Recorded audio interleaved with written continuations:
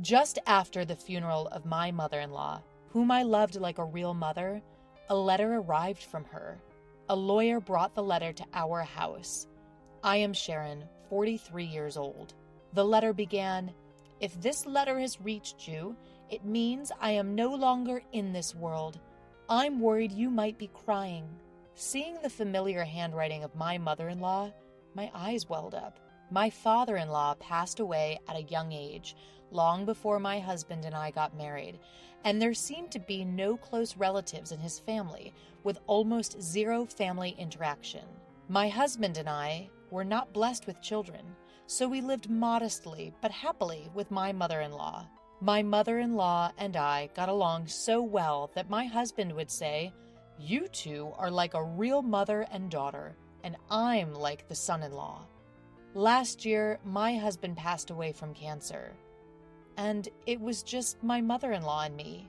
Then, she suddenly became a victim of a traffic accident.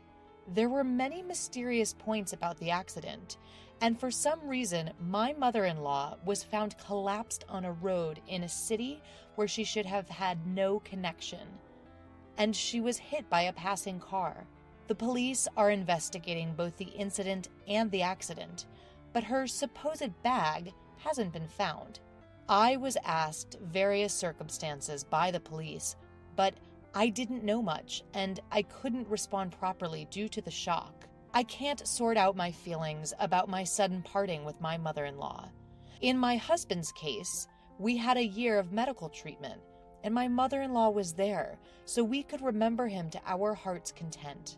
We promised to overcome our grief together and continue living in harmony. While there were things to do like the funeral and administrative procedures, my mind was distracted. But once everything was over, I suddenly became lonely. My own parents had already passed away due to cancer. I have a brother, but he lives in the countryside far away with his family. Even if I wanted to talk to my old friends from my student days, it's difficult because they are all in the midst of raising children. Then, a man claiming to be a lawyer called me. Judging from his voice, he was probably in his 70s, around the same age as my mother-in-law. He apologized for being late to notice my mother-in-law's death and said that there was something he wanted to give me as soon as possible. Is it a letter from my mother-in-law? I had never heard that my mother-in-law had been in contact with a lawyer, and I didn't understand the meaning of receiving a letter from a deceased person. I thought it might be a scam, but I decided to meet the lawyer in case the letter was really from my mother-in-law. The letter continued, "I know you're surprised by this sudden letter from me, but please listen. There is danger approaching you. Believe my words and run away immediately." Reading up to here, I asked the lawyer sitting in front of me, "Excuse me, do you know the content of this letter? Was my mother-in-law targeted by someone?" Indeed, the handwriting was my mother-in-law's. It was characterized by her unique quirks, and I recognized it instantly, but I couldn't make sense of the content. The turn of events is so dramatic it can only be likened to a poorly crafted prank.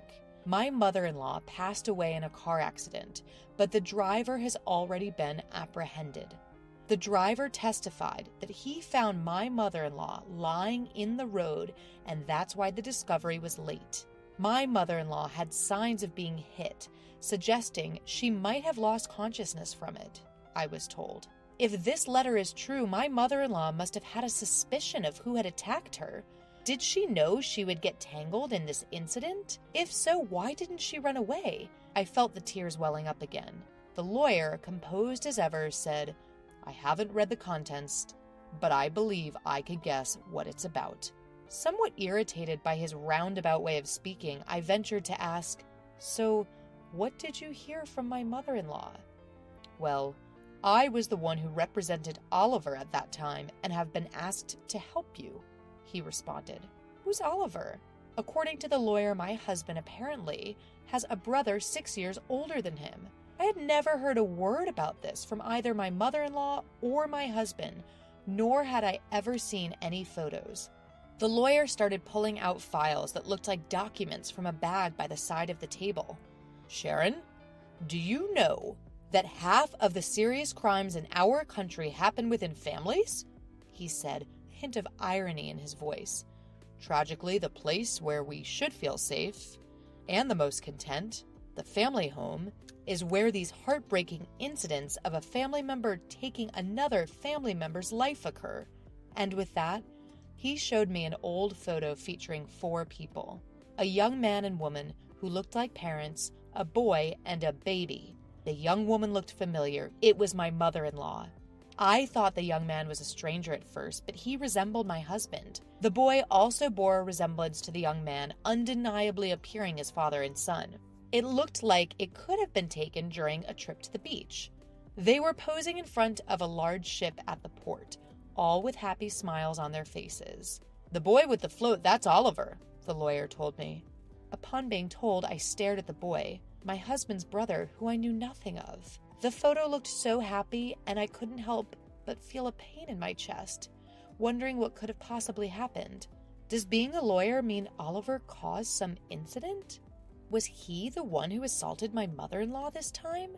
It must have been like more than 17 or 18 years ago, considering my husband and I were dating 15 years prior to our marriage.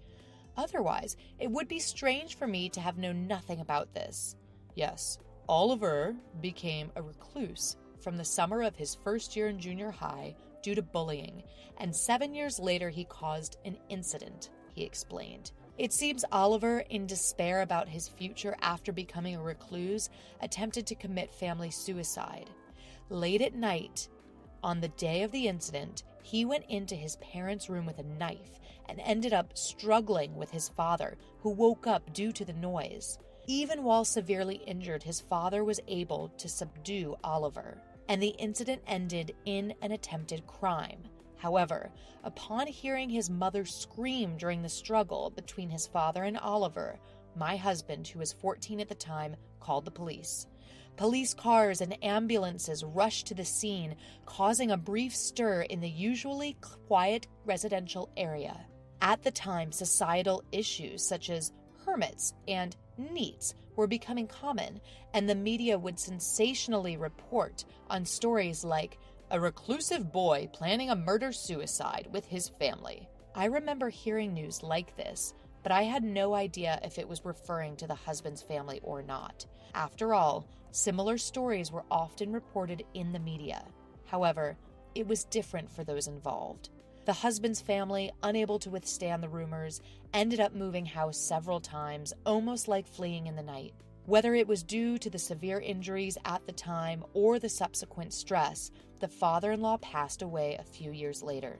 The mother-in-law and the husband changed their names back to the mother-in-law's maiden name, and it was said that they were finally able to lead a normal life in their current place.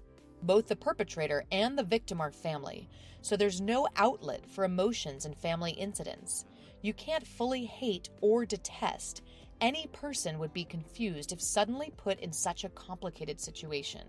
Living under the public eye, rumors, and bashing is very hard.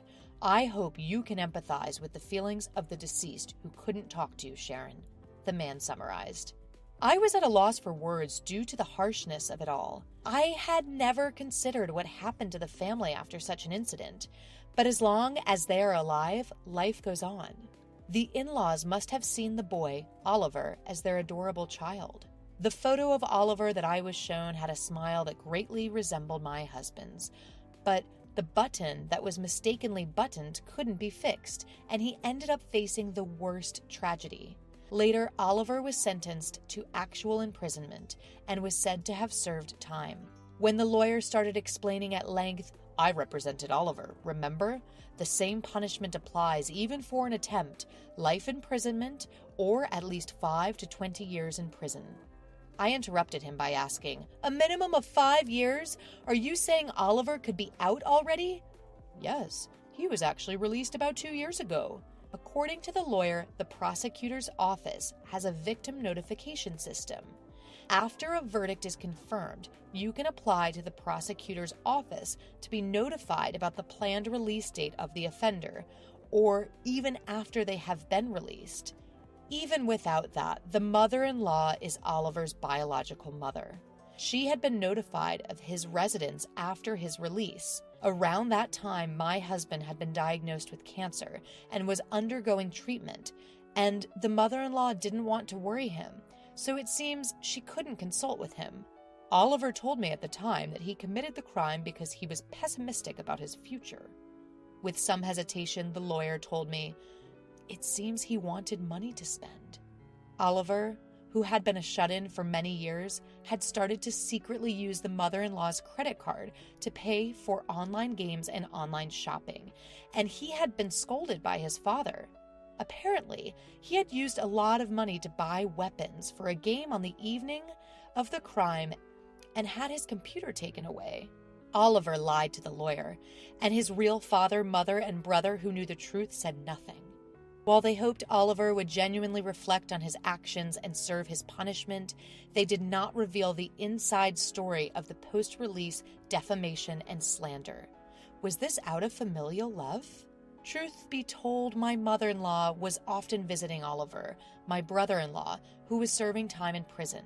Every time she went, she would come back disappointed by Oliver's unchanging, unrepentant demeanor. She was afraid to live with Oliver again after his release. The danger of violence was part of the fear, but she knew if she or her son were to die, Oliver would come to me asking for money. As his release date approached, there was an increase in tedious paperwork. She had to decide where to house him. Distressed, my mother-in-law decided to consult a lawyer who knew about the case and ask him to handle the procedures. What was Oliver doing for a living 2 years ago? It turned out that through the lawyer, she had been helping Oliver by renting an apartment for him. She would do his shopping. She was giving him money saved in her dresser and her own retirement savings. The inheritance she would receive if her son, in other words, her own child, died. After his release, Oliver became a shut-in again and did not work. Money is limited, and through the lawyer, my mother-in-law conveyed, "I can't support you forever. You need to start working on your own." But Oliver flatly refused. "Doesn't my mother love me? She's always favoring my brother. She won't give me money because my brother told her not to." He made a big fuss. The lawyer said, although it may have been an accident, the deceased was worried that Oliver might cause some trouble. He kept insisting that I give him money. Oliver became aggressive towards the lawyer as well, and seemed to be asking in detail about my mother-in-law's income and current life of his father and brother. Fortunately, I don't think he knows our address, but I'm worried that his apartment is near where the deceased died. At that moment, I remembered that the bag was not found. Then the doorbell rang. The only expected visitor was the lawyer. "Excuse me for a moment." I excused myself and headed to the entrance. I had a bad feeling. When I checked through the peephole, there was a man standing who looked a lot like my husband. I could see the bag that my mother-in-law used to use. Quietly retreated to the living room and called the lawyer. "I think, it might be Oliver. What should we do? He has my mother-in-law's bag." My voice was shaking with tension, and the lawyer's face stiffened. "Call the police right now." I might have meant to call the police, but I was too upset. I ran out the back door to the nearby police station. Did my mother-in-law and husband foresee this situation in the future? Or did they unconsciously choose a house near the police? I don't know anymore. Afterwards, when Oliver saw the police officers who came with me, he immediately tried to run away and was caught by a police officer who then interviewed him. As I suspected, the man who looked like my husband was Oliver, in other words, my brother-in-law. The lawyer called him Oliver, which was probably his name at the time, and I had been calling him Oliver because I had seen a family photo from when he was a small boy with a hint of innocence, but in reality, he was an unhealthy-looking middle-aged man. It strangely angered me that he looked like my husband. This man had been tormenting my mother-in-law and husband. "I'm just here to collect my share, your mom's inheritance. It exists, right? Even my younger brother died last year. Hand over my inheritance." Ignoring the police officer's questions, my brother-in-law Oliver yelled at me. What nerve does he have? I was furious. I sympathize with his childhood, being teased to the point of not going to school, but his actions thereafter were selfish and unforgivable. More than anything, what I wanted to ask was, isn't that your mother's bag you're holding? What did you do to her? Did you lay hands on a frail woman? Upon hearing my words, the officers also looked at the bag that Oliver was holding. In a fluster, Oliver tried to hide it, but it was too late. As one officer reached out his hand, Oliver snarled at him. "Hey, this is my money. I can't help it." It was the last thing my mom said. "I only hit her a few times to teach her a lesson for being cheeky." Oliver's thought process made me shudder. There was no sense in his words, and he showed no remorse. Moreover, "Hey, you are my brother's wife, aren't you? Neither my mom nor my brother are here anymore. You have an obligation to support me." Maybe my mother-in-law and husband hid Oliver's existence from me, fearing this situation. They must have thought that if I didn't know, I could avoid getting involved. No, Mrs. Sharon, you don't have that obligation. The lawyer interrupted, but I doubted that the law would work on Oliver. Oliver was ultimately an invincible man with nothing to lose. He doesn't understand common sense, nor does he seem to want to abide by the law. Maybe that's why my mother-in-law never wanted me to meet him. I can only imagine how difficult her life must have been.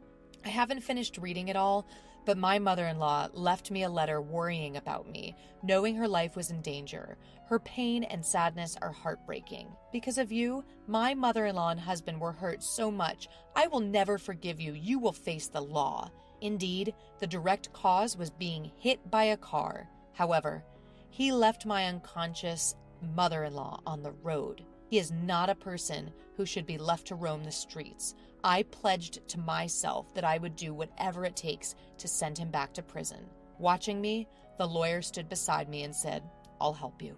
Oliver was taken to the police station. The blood on my mother-in-law's bag and circumstantial evidence pointed to Oliver as the culprit, and he was sent back to prison again.